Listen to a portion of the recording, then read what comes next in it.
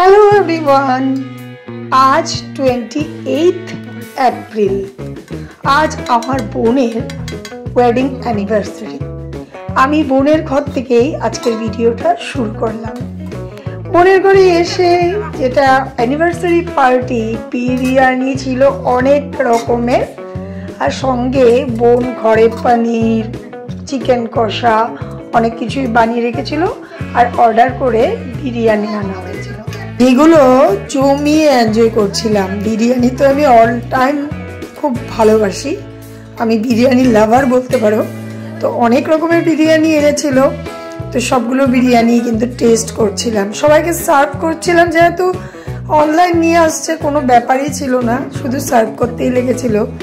তারপর জমিয়ে এনজয় করলাম, খুব হাসাহাসি করলাম। সব কিছুই তোমাদের সাথে তুলে ধরা যায় না, সব সময় ক্যামেরাটাও ধরা যায় না। নিজের আনন্দগুলো করতে হয় অফলাইনে, মানে অফ ক্যামেরায়। তো আমি বিরিয়ানি নিয়ে নিচ্ছিলাম। কে কখন বসবে কি করবে আমি জানি না। আমি তো বিরিয়ানি দেখে আমার জিভে জল চলে আসছে, কতক্ষণে আমি খাবো। হ্যাঁ সত্যি, একে তো রাত হয়ে গেছিল, এর মধ্যে আমি কতক্ষণে খাবো। এদিকে মা আর আমার বোনের শাশুড়ি শুয়েছিল। বোনের হাজবেন্ড যেহেতু একটু বাইরে ছিল, আসার পর আমার মা আর মাসিমা দুজনে মিলে বোনকে আর বোনের হাজবেন্ডকে আশীর্বাদ করছিল, যেটা আমাদের বাঙালির একদম পূর্বে দান দুর্গতি আশীর্বাদ। তো এটা ওদের মধ্যে নিয়ম আছে, মাথায় কাপড় দিয়ে আশীর্বাদ করতে হয়। তো যাই হোক, আশীর্বাদ করছিল। এদিকে তোমাদের দাদাভাই ভীষণ ফাজলামি করছিল, নানান ধরনের ইয়ার্কি মারছিল। এইগুলো নিয়েই আমরা খুব হাসি ফুর্তি করছিলাম। তো বোনেরকে আমার মা একটা গিফট দিয়েছিল, যেটা বেড কভার, সেটা দেখছিল খুলে। হঠাৎ করেই এখন আমাকে সবাই জড়িয়ে ধরে কেন আদর করছে। সত্যি দেখবে একের পর একে সবাই আমাকে, বোনের অ্যানিভার্সারিতে আমাকে কেন আদর করছে, এটা কিন্তু একটা ভাবার বিষয়, তাই তো? দেখো একের পর এক সবাই আমাকে ধরে ধরে আদর করছে, চুমু খাচ্ছে, মানে একদম আমার যেন একদম আজকে কিছু একটা আছে। তোমরা ভাবতেই আছো না? Happy birthday to you, happy birthday to you. ম্যারেজের মতো বার্থডে, এটা কি মুড়ি নাকি?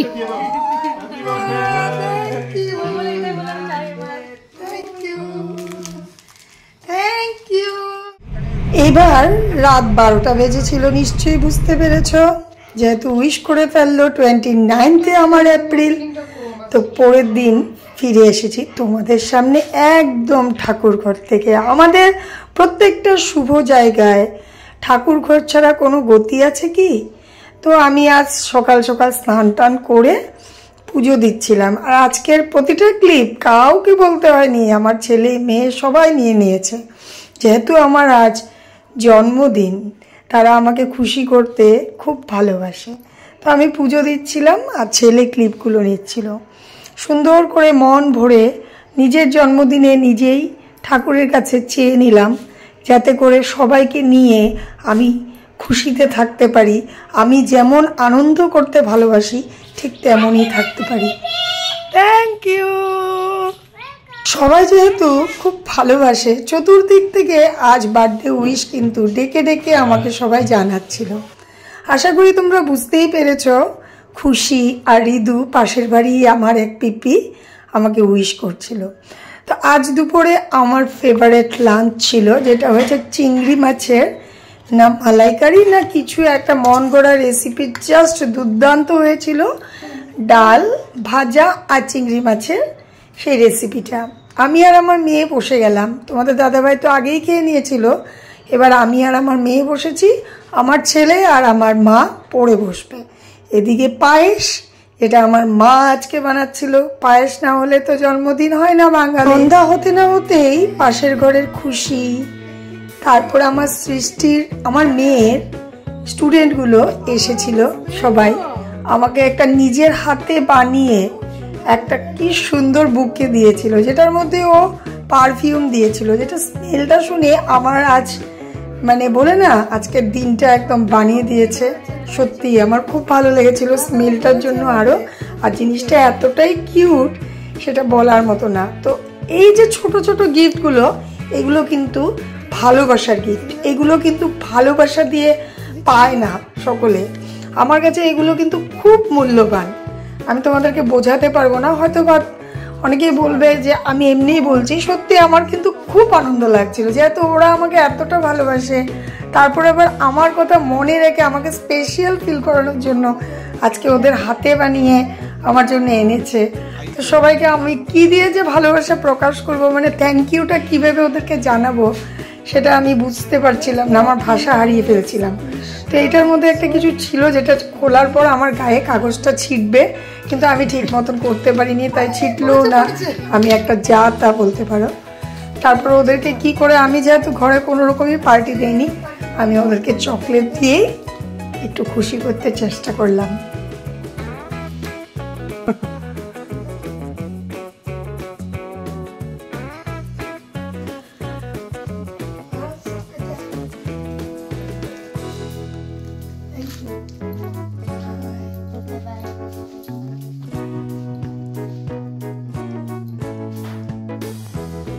আমার পাশের বাড়িতে দুইটি ভাই আছে, তার দুই ভাইয়ের দুই মেয়ে। আরেক ভাইয়ের মেয়ে গিমসা, যার নাম তোমাদেরকে আমি অ্যাকচুয়ালি দেখিয়েছি, সবসময় মনে রাখা সম্ভব না, কোনোদিন আবার তোমাদেরকে পরিচয় করিয়ে দিব খুশি আর গিমসাকে।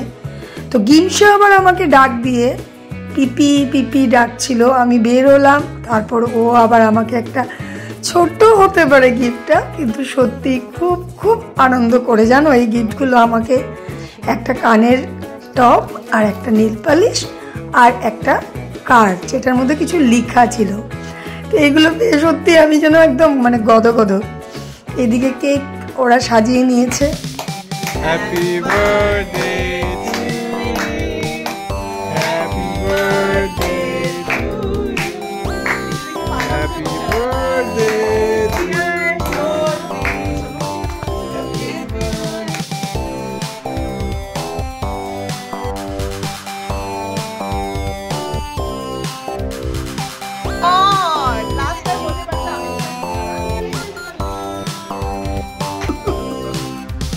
Happy birthday to you.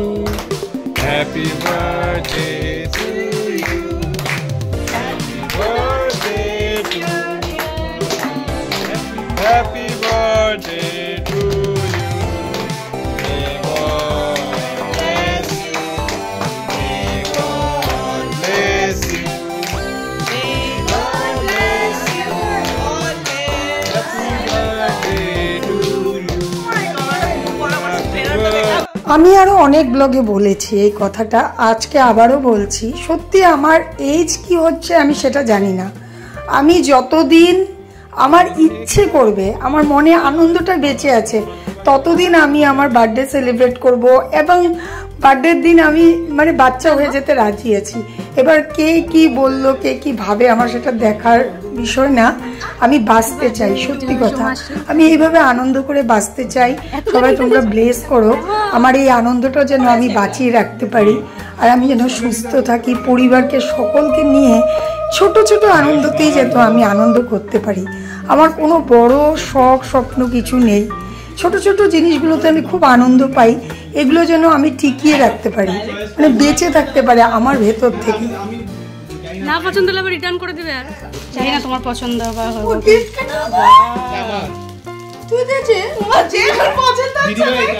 হ্যাঁ আমি ওইটা দিয়েছি, একই কথা। আরে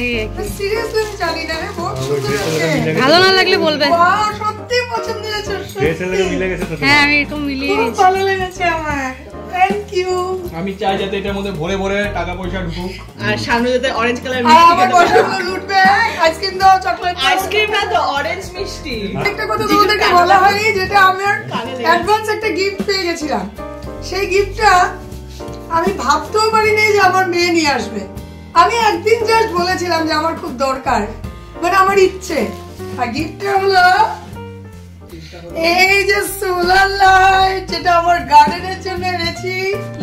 আর এতটাই আমার ব্যাড লাক যে আমি লাইটটা গার্ডেনে লাগিয়েছি, আর সেদিন থেকে তুফান ছুটছে। তো তুফানের জন্য আমি ডিসপ্লে নিয়ে যেতে, আমার বার্থডে আজকে 2 দিন আগে পেয়েছি, আমার মেয়ে আমাকে 2 দিন আগেই দিয়ে দিয়েছিল। ও আমার মেয়ে পারে না রাখতে, ভাবছে মাকে দিয়ে দেই, মা কি হবে, মানে ও নিজেও এক্সাইটেড হয়েছে, আমিও। তো যাই হোক দেখো এগুলো সারা সোলার লাইট তো জানোই আর কি বলবো। আপাতত আমি এখানে দুটো রেখেছি আর এখন আমি এগুলো বাজারে যখন গার্ডেনে যখন সাজাবো তোমাদেরকে দেখাবো। বাড়িতে একটা ছেলে মেয়ে দিয়েছে আর সবাই husband এখন বলবে হাজবেন্ড কি দিয়েছে। হাজবেন্ড আমাকে বহুত কিছু অনেক কিছু দিতে চায় কিন্তু বেচারা মানে পারে না, কেন কি আমার চয়েসটা নিয়ে খুব টেনশনে থাকে। তাই ও আমাকে কিছু দেয় না, সবসময় বলে তুমি তোমার চয়েসে কিনে নিও। যাই হোক আর এই ফ্রকটা যে পরেছি এটা আমার মা দিয়েছে। কেমন লাগছে জানিও, ব্যাগটা কেমন হয়েছে সেটাও জানিও। একটা কথা বলা হয়নি, দীক্ষিত থেকে বলছি চল এখন আমরা পার্টি করতে যাবো, ও যাবে না, ও জব আগে ওর বড় যাবে না। কে বলেছে যাবে? একটু পরে এমনি দেখবে আবার আছে। ঠিক আছে চলো বাই বাই। চলো দীক্ষিতা রেডি হয়ে যাবে। হ্যাঁ দীক্ষিতা এখন রেডি হবে, চলো বাই বাই। তারপরে চলে গেলাম আমাদের একদমই ঘরের সামনে লোকাল একটা সুন্দর রেস্টুরেন্ট নতুন করে ওপেনিং হয়েছে যার নাম রাজবাড়ি। সেখানে ঢোকার পর এই যে আরতিটা করে, এই আরতিটা তো আমার বার্থডের দিনটা আরও স্পেশাল করে দিয়েছে, যেহেতু আজকে আমার জন্মদিন আবার আমাকে আরতি করে ওয়েলকাম করলো। তো যাই হোক রাজবাড়িতে ঢুকেই আমার জন্য, আমি তো জানতামই যাব, কিন্তু আমার ছেলে মেয়েরা ওরা এই যে বার্থডের জন্য একটু প্রিপারেশন করেছিল, সাজিয়ে গুছিয়ে রেখেছিল আর আমি এতটাই এক্সাইটেড ছিলাম যে আমার চোখই পড়েনি, আমি দেখিনি আমার পিছনে এত কিছু হয়ে আছে। হ্যাপি বার্থডে লিখে বেলুন টেলুন দিয়ে সাজিয়ে রেখেছে।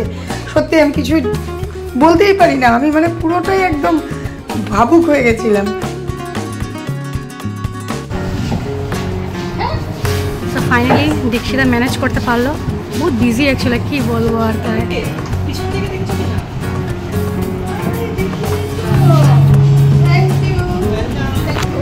ওরা সাজিয়ে দিয়েছে।